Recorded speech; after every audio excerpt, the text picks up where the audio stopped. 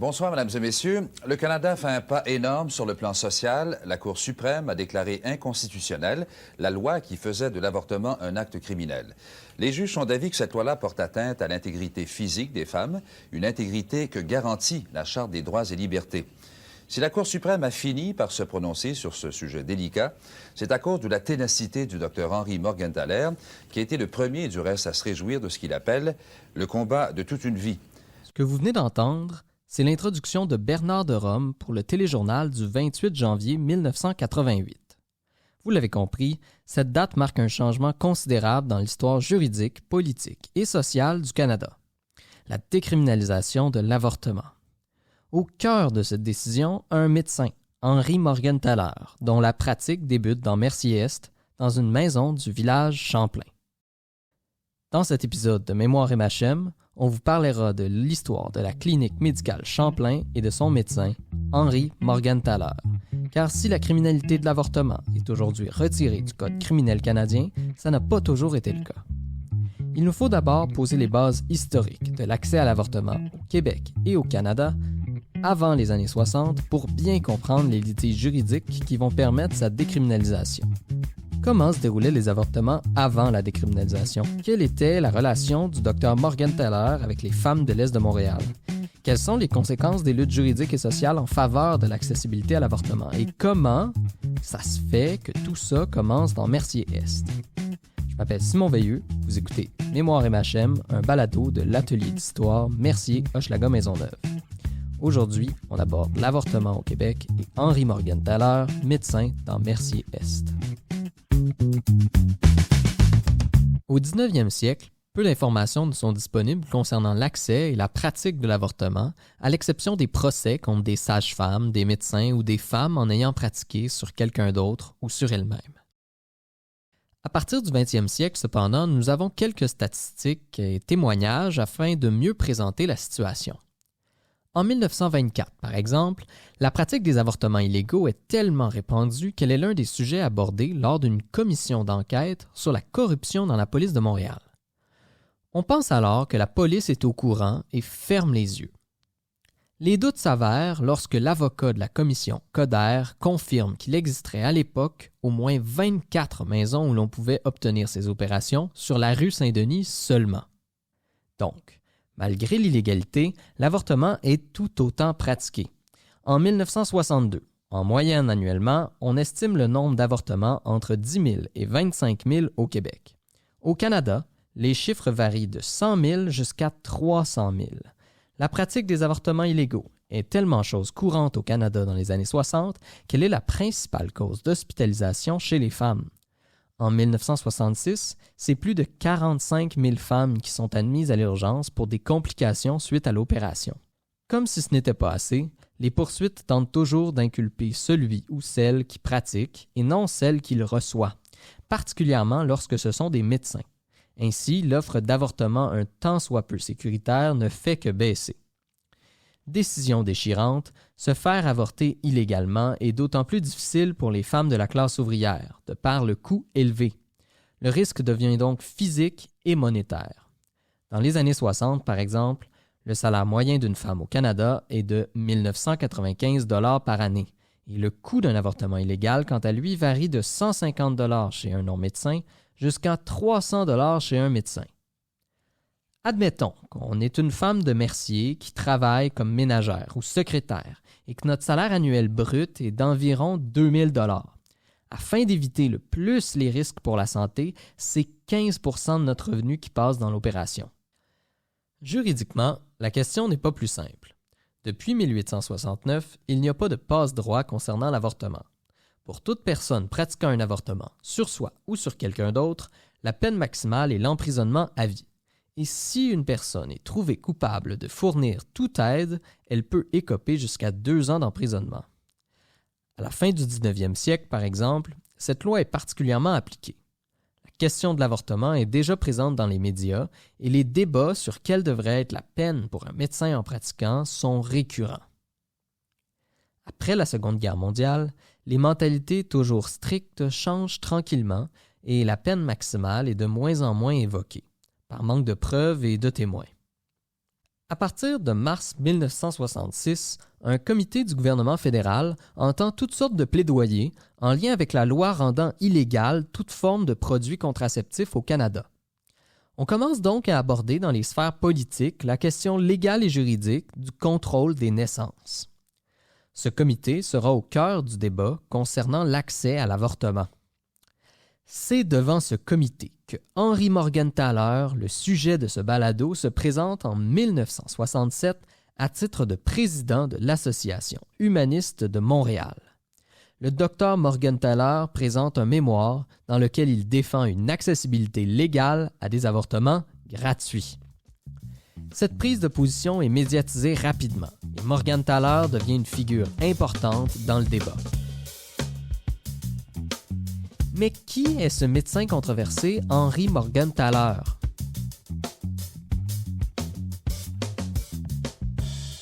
Né à Łódź en 1923, en Pologne, il grandit dans une famille juive athée dont les deux parents sont militants dans l'Union générale des travailleurs juifs, le Bund.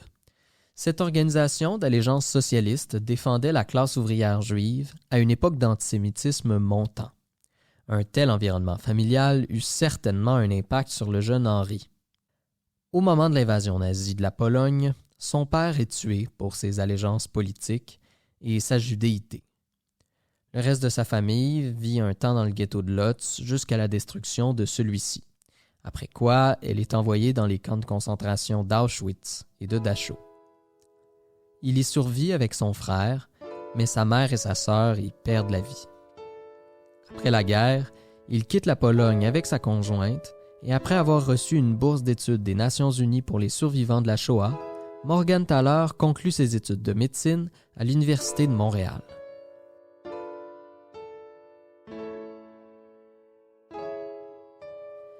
Il commence à pratiquer la médecine familiale dans sa première clinique dans l'est de la ville en 1955, la clinique Champlain sur la rue Honoré-Beaugrand. Étant l'un des seuls médecins bilingues du quartier, il attire les patients anglophones comme francophones et se bâtit une bonne réputation. Mais je suis bien sûr qu'il y appuyait, étant donné que j'ai jamais vu quelqu'un du quartier, moi, s'avancer pour dire écoute, je compte ce que tu fais ou quelque chose du genre, ou encore de se mêler aux manifestants qui venaient. Okay. J'ai jamais vu personne du quartier aller se promener qu'une pancarte. Exemple. Okay.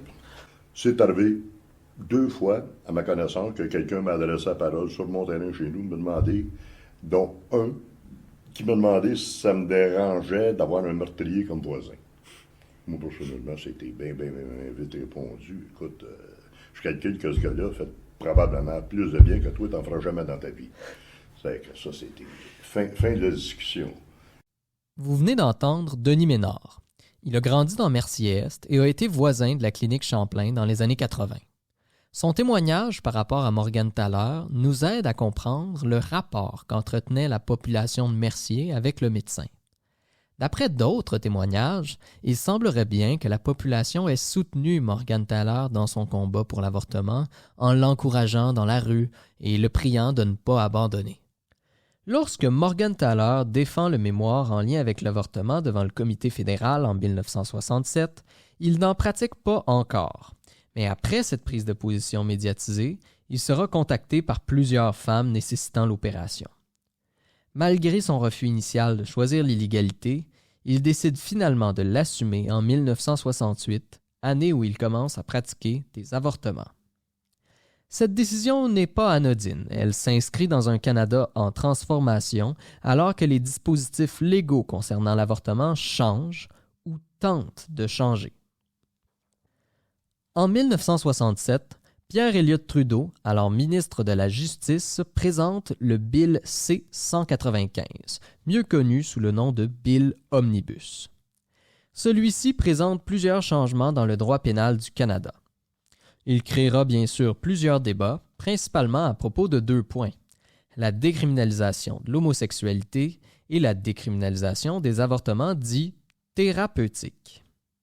L'expression peut surprendre, puisque ce n'est plus un terme utilisé aujourd'hui. Qu'entend-on par avortement thérapeutique? Les avortements ne sont pas tous, à un point ou un autre, thérapeutiques? Et surtout, qu'entend le ministre Trudeau par ce terme quand il présente son projet? Ben, dans le fond, le projet de loi que dépose Pierre-Éliott Trudeau, c'est un projet qui est fait sur mesure pour protéger les médecins. La femme que vous entendez en ce moment, c'est Louise Desmarais. Militante féministe, ancienne agente de recherche au Conseil du statut de la femme, archiviste à César, c'est grâce à elle si nous avons encore accès à un nombre important d'archives de différents groupes militants féministes. À partir de ces archives, elle a publié en 2016 l'essai « La bataille de l'avortement, chronique québécoise », un ouvrage massif et complet à propos de cette histoire. Parce que les médecins, il y a beaucoup l'Association médicale canadienne, le Barreau du Canada, et puis l'Église unie du Canada, ça c'est très intéressant de le souligner, ont fait beaucoup de pression pour qu'il y ait un assouplissement de la loi. Et ce que les médecins disaient, c'est qu'on en pratique déjà des avortements dans les hôpitaux. Mais on n'est pas protégé, on pourrait être poursuivi. Quelle sorte d'avortements qu'ils font? Ils appellent ça des avortements thérapeutiques, c'est-à-dire c'est quand la vie ou la santé de la femme est en cause, là, on pratique un avortement. C'est ça, un avortement thérapeutique. Donc, alors lui, dans le fond, en faisant ça, il se trouve à protéger les médecins qui font des avortements dans les hôpitaux pour des raisons de cette nature-là, pourront pas être poursuivis pour aller en prison ou perdre leur droit de pratique, etc. Donc, c'est ça un avortement thérapeutique. D'un côté, évidemment, on rejette ce relâchement dans les lois concernant l'avortement. D'un autre côté, on critique le projet de ne pas aller assez loin, ce qui s'explique par plusieurs failles dans le projet des avortements dits thérapeutiques, qui rend leur accessibilité presque aussi restreinte qu'avant. L'avortement doit être autorisé par un comité d'avortement thérapeutique de 3 médecins qui exclut le médecin de la femme. La femme ne peut pas se faire entendre, qui décide qu'après examen du dossier, oui, sa vie pourrait être en danger. Et qui dit oui, on pratique l'avortement. Sauf que aucun hôpital est obligé de mettre sur pied un comité d'avortement thérapeutique. Et la définition de la santé n'est pas claire. Il y en a plus progressistes qui vont accepter que ce soit la santé mentale. D'autres, c'est strictement santé physique. D'autres, réel danger qu'elle puisse en mourir. Donc, ça va...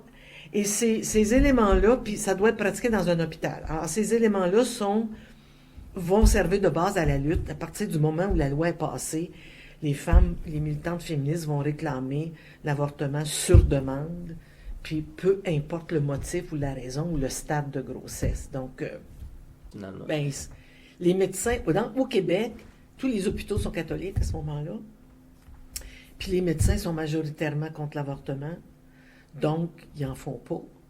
Puis la manière d'empêcher que la loi soit appliquée, c'est de ne pas former de comité d'avortement thérapeutique. Fait que s'il n'y a pas de comité, il ne peut pas y avoir d'avortement. OK? Et il y a un clivage très net entre les milieux anglophones, qui en pratiquent beaucoup plus, que les milieux francophones, qui vont, dans une année, je pense à un moment donné, il y a eu, je sais pas moi, une centaine d'avortements par rapport à 1000 ou 2000 ou 3000 de l'autre côté, là. Donc, c'est clivé, là, c'est vraiment catholique, francophone et protestant anglophone. Malgré les débats et les conflits au sein de la Chambre des communes, une version presque en tout point identique au Bill Omnibus finit par être votée en 1969. Le projet de loi C-150. Le projet initial de Pierre-Éliott Trudeau se réalise finalement. Par contre, en ce qui concerne la possibilité de fournir gratuitement et surtout librement des avortements, les femmes en demandant et les médecins et les pratiquants se trouvent encore dans l'illégalité, et ce, malgré la discrète modification dans la loi.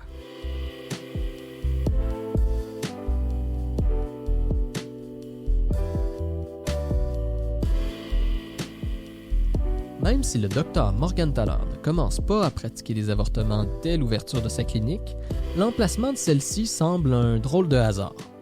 À la fin des années 50, le quartier qu'on connaît aujourd'hui comme Mercier-Est est somme toute au début de son urbanisation. L'endroit qu'il choisira pour sa clinique est en plein milieu d'un nouveau développement immobilier à l'image des banlieues à l'américaine, qu'on appelle le village Champlain. Sa clinique est d'ailleurs un simple bungalow aménagé pour recevoir ses patientes et ses patients. Mais à l'exception de ce projet domiciliaire, les environs sont peu développés.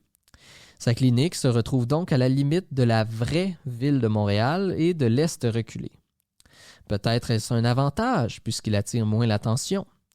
Il est intéressant aussi de noter la présence de l'hôpital juif de l'Espérance sur la rue Sherbrooke-Est, tout proche de l'intersection avec Honoré-Beaugrand. Cet hôpital, aujourd'hui détruit, était à une dizaine de minutes de marche de la clinique du Dr Morgenthaler. De cette façon, s'il y avait une complication, l'urgence était accessible très rapidement. Il est aussi intéressant de noter que sa clinique se situera dans un quartier d'abord et avant tout ouvrier, francophone et somme toute vivant dans une pauvreté importante. En est-il conscient? Eh bien, selon Louise Desmarais, il n'aurait jamais refusé de fournir un avortement aux femmes qui ne pouvaient pas payer, en plus de le faire de manière sécuritaire. C'est probablement ce qui a rendu sa clinique si importante dans l'histoire du quartier et de la ville. C'est aussi l'une des conditions qui explique l'appui des mouvements féministes au Dr Morgenthaler dans sa saga judiciaire. Il disait toujours oui, il déplaçait comme ça. Bon. Okay. Alors, il y en a quelques endroits à Montréal. Et tu as quelques médecins privés qui, dans leur clinique, en pratiquent. Et un de ces médecins-là, c'est le Dr Morgenthaler. Donc, les femmes appellent et commencent à travailler avec lui. Alors, souvent, ce qu'elles font, c'est qu'elles reçoivent les femmes dans leur local, leur expliquent c'est quoi un avortement, comment ça va se passer, etc., etc. Et elles demandent à la femme comment elle pourrait payer, parce que, bon, oui, il y a des tarifs, mais ça dépend. Et il y en a qui c'est pas négociable. Avec le Dr Morgenthaler, c'est possible de négocier le tarif. Et donc, elles vont ensuite prendre rendez-vous. Puis, les femmes vont se présenter. Alors, lui fait tout le travail de rencontre préliminaire, etc. C'est fait avant par les femmes. Alors, lui va plus pratiquer comme tel avortement. Okay. Et il va mettre au point sa technique de dilatation, aspiration, curetage. Et donc, et c'est rare, c'est ce que les militantes m'ont dit, là, c'est rare qu'il va refuser une femme pour des raisons d'argent. Okay. Et je pense que c'est un homme qui était sensible à la réalité socio-économique des gens. Et c'était un homme progressiste. Quand il est allé présenter son mémoire en 1967 à la commission, aux audiences de la commission qui étudie le projet de loi pour libéraliser l'avortement, il y va au nom de ce qu'il appelle l'Association humaniste de Montréal, dont il est président. C'est un homme qui est impliqué socialement, qui est sensible. C'est pas un homme qui appartient à l'élite et qui évolue, je pense, dans ce milieu-là. Donc, et donc, toute sa pratique comme médecin de famille va le sensibiliser à ces réalités-là.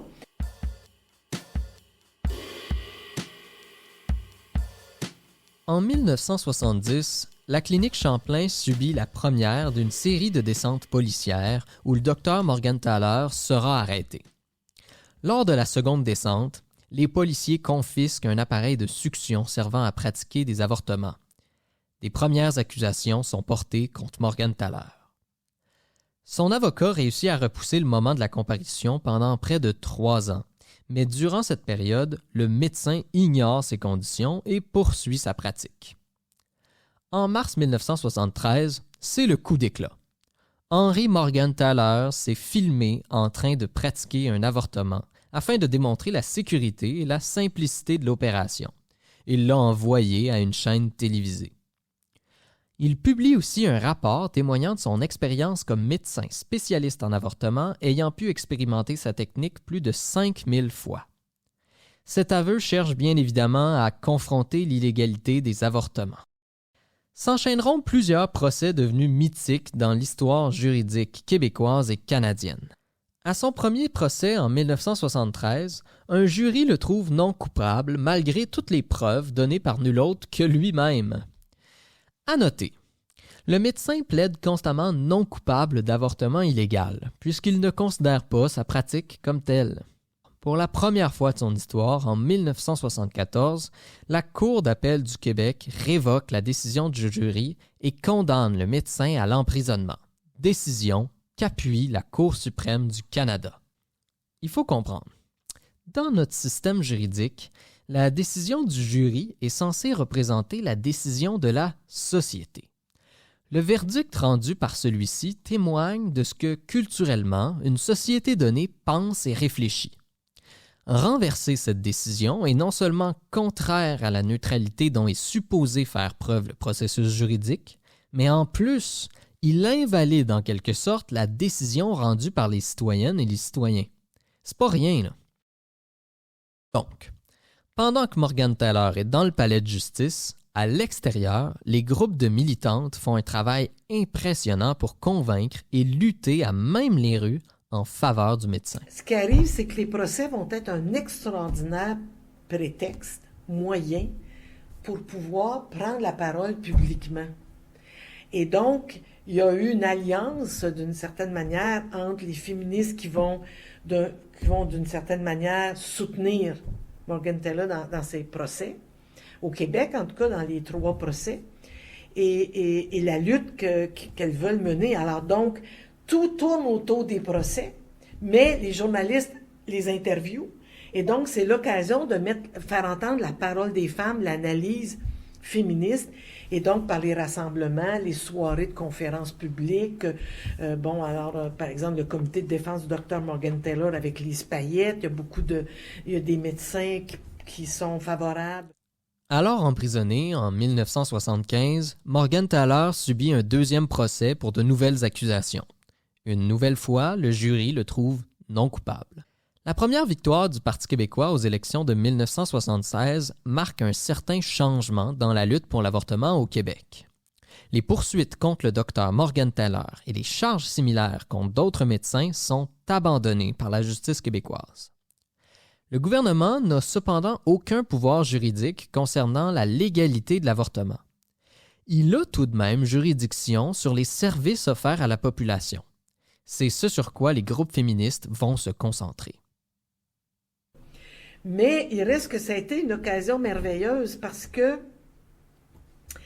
ce qui arrive, c'est que, contrairement à d'autres provinces canadiennes, c'est qu'au Québec, le comité de lutte pour le droit à l'avortement va avoir une posture très, très particulière qui est de dire, après les victoires des procès, nous, on ne défend plus le droit d'un médecin de pratiquer des avortements. On va défendre le droit des femmes d'avorter. Ça change totalement l'orientation de la lutte. OK? Donc, elles vont profiter de cette accalmie-là c'est la bataille qu'on appelle des services. OK? Et donc, là, la première affaire, c'est qu'on va arrêter de parler au gouvernement fédéral. On va parler à ceux qui sont responsables, selon la Constitution canadienne. Les services, c'est le Québec, puis la loi, le Code criminel, c'est le fédéral. Donc, là, ici, on a la paix, on a une accalmie juridique. Les médecins qui ne respectent pas la loi ne sont pas poursuivis. Donc, go, on va travailler. Et là-dedans, il y a eu une alliance extraordinaire avec les comités de conditions féminines des syndicats qui vont contribuer financièrement parce que les militantes n'ont pas un sou, d'accord? Donc, c'est aller partout au Québec et convaincre d'abord les femmes qu'elles ont le droit à l'avortement et revendiquer des services de qualité, accessibles, gratuits. Et ils vont défendre en priorité dans les CLSC et les centres de santé de femmes. C'est ça qui va, jusqu'en 88, qui va être la bataille de fond, avoir des services. Ce n'est pas parce que Morgan Taylor vit ce qui ressemble à une accalmie au Québec qu'il ne poursuit pas sa pratique dans l'illégalité. La décriminalisation se fait toujours attendre. Au début des années 80, le docteur Morgan Taylor ouvre des cliniques spécialisées en avortement à Winnipeg et à Toronto. Rapidement, en 84, le même bourbier juridique se répète. Accusé, poursuivi, acquitté, renversé, jusqu'en 1988, où le cas se retrouve devant la Cour suprême du Canada. L'article 251 du Code criminel qui interdisait l'avortement est finalement invalidé puisqu'il portait atteinte à l'intégrité physique des femmes. Morgan Taylor est acquitté pour une ultime fois. La décision de 1988, connue aujourd'hui sous le nom de Reine contre Morgentaler, est encore aujourd'hui le précédent juridique qui décriminalise l'avortement au Canada. Si Morgentaler n'est plus très présent à sa clinique sur Honoré-Beaugrand à partir de 1984, il continuera ce qu'il fait de mieux, pratiquer. Car si on se rappelle de ses répliques cinglantes en entrevue et de son signe de paix lorsqu'il est arrêté, c'est avant tout un médecin praticien. En plus d'ouvrir d'autres cliniques ailleurs et se retrouver encore une fois dans des procès pour justifier le financement de celles-ci, il exerce son métier à Toronto. Malgré l'opposition à l'avortement qui se fait encore sentir, particulièrement en 1992 quand sa clinique de Toronto est attaquée à la bombe, il poursuit sa pratique jusqu'en 2006, année où il prendra sa retraite. Récipiendaire du prix Condorcet au Québec, d'un doctorat honorifique de l'Université Western Ontario et nommé à l'Ordre du Canada, le docteur Henry Morgentaler est un personnage qui recevra les hommages de partout au Canada, tout comme les insultes. Il décède en 2013 à 90 ans. Pourquoi parler d'avortement et pourquoi parler du docteur Morgentaler en 2023? Eh bien parce que le sujet est toujours d'actualité. En 2022, la Ville de Montréal votait une nouvelle toponymie pour l'ancien parc de Beaujeu dans Mercier-Est pour rendre hommage à Morgentaler et à sa clinique qui se situait proche du parc. Malgré le chemin parcouru, les remous ne se sont pas laissés attendre et la grande question de l'avortement et de la mémoire associée à cet homme et cette lutte ressortait. Ce n'est pas sans rappeler la situation de l'accessibilité de l'avortement ailleurs au Canada et dans le monde qui est encore un enjeu de tous les jours. Il est donc certainement pertinent de se rappeler du combat qu'ont livré les militantes et tout autres acteurs sociaux dans cette lutte. L'importance de parler du Dr Morgentaler ne tient donc pas seulement à sa figure personnelle, mais aussi à toutes celles et ceux qui ont participé à cette lutte juridique, qui était aussi sociale.